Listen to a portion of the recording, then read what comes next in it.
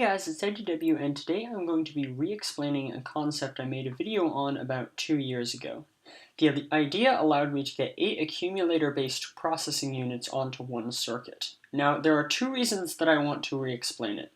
First of all, I've come up with a use for this design, and I'm planning on making a series of videos on it. And second of all, I want to re-explain it because I don't think I did a very good job the first time. Some of the feedback I got showed that I hadn't gotten my points across, so I'm going to try to do a better job today. Now, I'm going to split this into 2 parts. The first one is going to go over the concept of throughput versus speed, and the problems with normal torchless CLE adders. And in my second video, I'm going to explain how my 8 cores on one circuit idea fixes these problems and how it works. The main thing you need to get away from this video is the problems with torchless CLE adders, so if you already know that, feel free to skip this video. So in general, when you're designing an adder, there are 2 main variables that you want to consider, and they are throughput and speed. Speed is the amount of time that it takes information to pass through an adder, and throughput is the amount of time you have to wait until you can send new data into the adder. You probably know what speed is good for since redstone is pretty slow.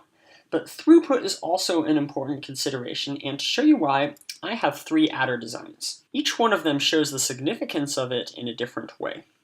So let's start with this piston adder. To measure the throughput and speed of different adders, I've got this piston setup that you see in front of you.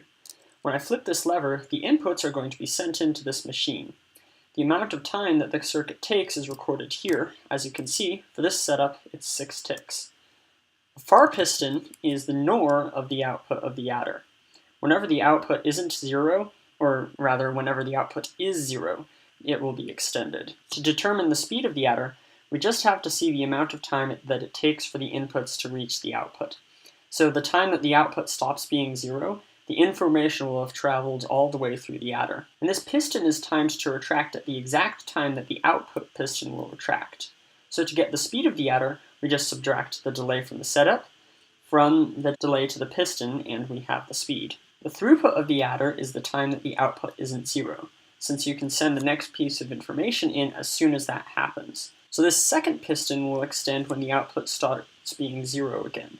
The difference between these 2 times will give us the amount of time that the output isn't 0. So just to prove that the timing on these 2 pistons is perfect, let's flip the lever and see how it works.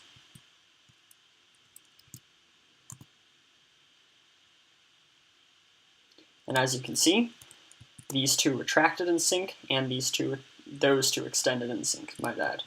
Alright, awesome! So the delay for this first piston is 4 plus 3 plus 1, or 8 ticks in total, minus the 6 ticks for the setup is 2 ticks total. That's really fast.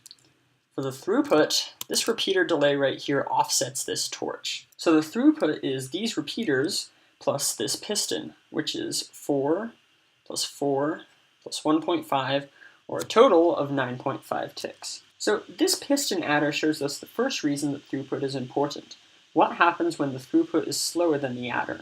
That can limit how fast your clock is. If you send the information for the next instruction into the adder in less than 9.5 ticks, you have to wait for the thing to reset to do that instruction. One important thing to note about all these designs is that there's a reason that they have the throughput that they do. In the case of this one, it's so slow because piston's timing is inconsistent, leading to pulses, those pulses lead to more pulses, etc., etc., etc. You have to wait for all those pulses to travel through the adder before you can send the next instruction in. And if the pistons receive 1-tick pulses, they will drop their blocks. So you have to wait even longer than that to send the next piece of information in. All of this leads to the fact that pistons are really bad for throughput, and that's one of the reasons that we generally try to avoid them. So now we have our second adder design, the torch-based carry-look-everywhere adder. We have the same setup as the piston adder, so let's first test to see if the timing is correct. So as you can see on here, setup delay is 6 ticks. So if we turn this on and look at the pistons, retract and extend at the same time. And you could probably see how much better the throughput on this thing is just by sight. And if we offset this torch with this repeater, we can see that the total throughput for this thing is 3 ticks. And the delay between the lever and this first piston is 1 plus 1 plus 4 plus 4, so 10, minus 6 for the delay is a total speed of 4 ticks. So not that much slower than the piston design. So for this adder, you can send instructions into it faster than it takes for them to travel through the adder. And the process of sending additional computations into the adder while other ones are still being processed is called pipelining. Now, if you've never done anything with pipelining, it's easy to think, wait, if I don't have the result of the last computation, what is the good of doing another one within the same clock cycle? Well, it's actually pretty easy to come up with extra computations that you might want to do within a clock cycle, and an advanced logic circuit like an ALU might be useful for them. Two of the most useful are push and pop commands and program counter logic. To make a one instruction push and pop command, you need post-increment and pre-decrement addressing modes. And if the throughput is faster than the speed, you can send the increment instruction in while the main function is still processing. Additionally, if you want to make your program counter into a register, not only can you jump to subroutines more easily, but you also have an ALU that you can use to increment every instruction. And again, you can make incrementing the program counter into another stage of the pipeline. So the reason that this thing has such a high throughput is that it's not just the individual components that are synchronized. Every logic gate within this adder is completely synchronized, making it so that there are no pulses that form ever. And that's why we like synchronizing things in general, because it's really easy to do, and when we do it, we can have significant improvements to our throughput. So this CLE adder is also the fastest possible pistonless adder in Minecraft, and the fact that it has such a good throughput in addition to being so fast is what makes this into one of the best adder designs that there is in Minecraft in general. And now we have this anti-burnout CLE adder. If we test it, we can see that its throughput is extremely high.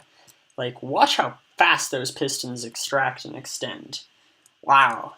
The reason that this thing's throughput is so high is that it takes advantage of what's called anti-burnout logic, which is where you use redstone comparators instead of redstone torches to do all of the logical functions. And the reason that we do this is that if torches receive an alternating pulse of on 2 ticks, off 2 ticks, on 2 ticks, off 2 ticks, they will burn out. As you've probably seen, looks something like this. If we put some redstone here, it'll alternate for a second, and then the torch will burn out. And this doesn't just happen when you power a redstone torch with itself like this. It also happens if you just send any pulse of that duration into a torch.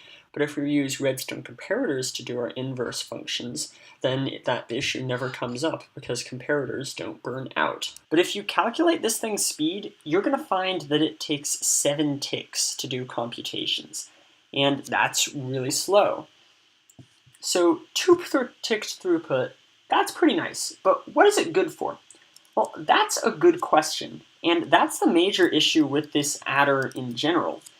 Because the number of computations that this adder can be doing at once increases dramatically by making this anti-burnout.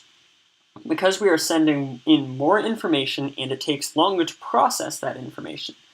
And the extra processing power is useful, but there's so much of it that it's actually hard to utilize it all. It's easy to come up with 1 or 2 extra ALU functions like you might with the torch-based adder, but coming up with 4, 5, or even 6 functions like you might have to for this one is going to be hard. And if you don't come up with those extra functions, it's hard to justify using this adder design because the torch-based design is just faster.